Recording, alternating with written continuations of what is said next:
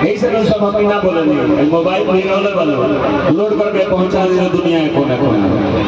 हम आन वाले हैं आन रखते हैं, हम शान वाले हैं शान रखते हैं। और आपको बता दूं साफ साफ शब्दों में कि 18 नंबर 1 वाले अपनी हथेली पे जान रखते हैं बिना किसी काम धाम के और बिना किसी सोहबत के।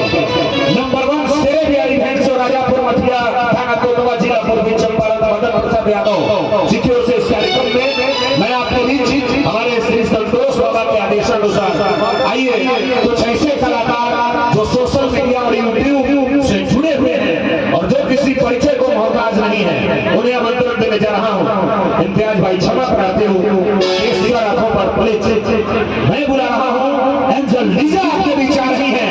शेरे बिहारी भैंस जो इस मंच पर एक बड़े ही खूबसूरत से गाने पर नृत्य भाव का कार्यक्रम करने के लिए वक्त वक्त तकाजा है और जो हमारे चाहने वालों की चाहत है हमारी ख्वाहिश है कि उनकी चाहत उनके नजरों तक पहुंचाई जाए। आइए मैं बुला रहा हूं बिना किसी काम धाम के एंजल लीजा एक बड़े ही खूबसूरत से गाने पर भाव नृत्य के कार्यक्रम के साथ मंच को उड़ा रही है। अच्छा उन्हें बुला उससे पहले